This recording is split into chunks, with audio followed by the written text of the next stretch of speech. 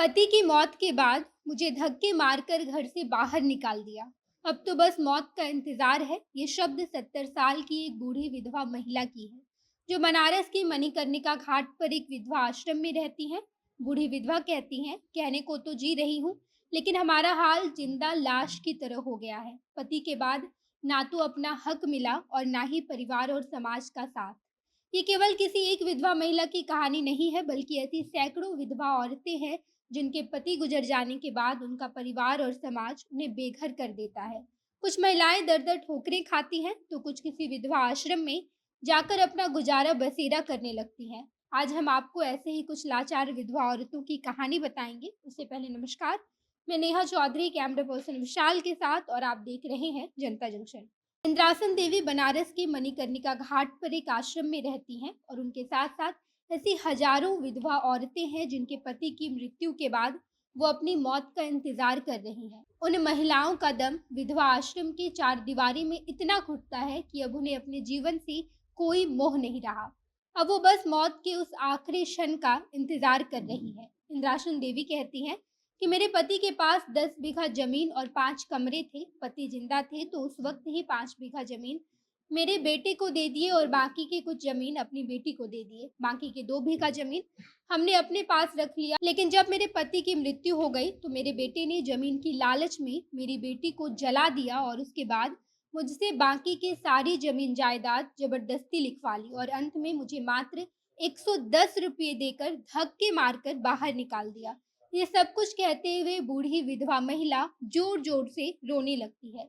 ये केवल किसी एक विधवा औरत की कहानी नहीं है, बल्कि ऐसी कई सारी विधवा औरतें हैं जिनके पति की मृत्यु के बाद अब वो अपनी मृत्यु का इंतजार कर रही हैं।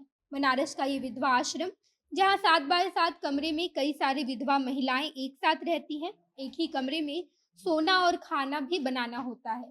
इस आश्रम में पुरुषों की एंट्री बैन है, और आश्रम के मैनेजमेंट में भी कोई भी पुरुष काम नहीं करता।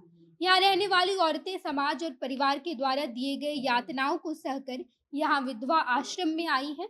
यहाँ मौजूद एक और विधवा औरत से जब पूछा गया कि आश्रम में रहकर कैसा लग रहा है, तो वो कहती है, आश्रम तो आश्रम है, यहाँ कौन रहना चाहेगा, लेकिन बाहर की दुनिया भी अकेली विधवा औरत के लिए बिल्कुल नहीं है। मैं 12 साल पहले विधवा हो गई थी, और उसके तुरंत बाद ही मैं यहाँ आश्रम में आई थी। जब मैं आश्रम आई थी तो उस वक्त मुझे हर रोज फोन आते थे, और मुझे काफी गंदी गंदी और भद्दियां गाली दी जाती थी। अन्नपूर्णा कहती है कि पति के मौत के बाद मुझे ससुराल वालों ने घर से बाहर निकाल दिया था, और उसके बाद अपने पिता के पास रहने लगी थी। लेकिन पिता की मृत्यु के बाद पिता के घर भी रहना बहुत मुश्किल हो गया।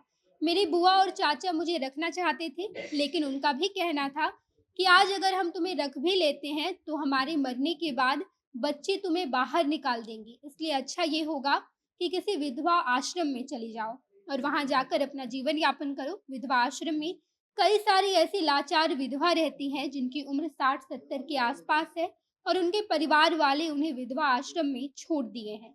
एक 73 साल की विधवा औरत जिनका नाम शकुंतला देवी है, उन्होंने बताया कि 16 साल से वो विधवा आश्रम में रह रही हैं। शादी के केवल 18 साल बाद पति को कैंसर हो गया था और उनकी मृत्यु हो गई थी।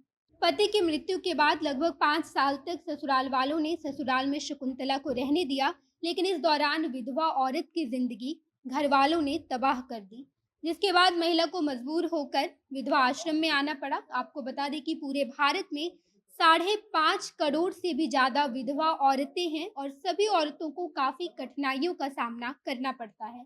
देश में विधवाओं को एक अनाथ का जीवन जीने पे मजबूर किया जाता है। भारत में विधवापन को एक अभिशाप माना जाता है। बाकी आप इस बारे में क्या सोचते हैं, कमेंट बॉक्स में बताइएगा। आगे की खबरों के लिए जनता जंक्शन देखते रहिए। धन्यवाद।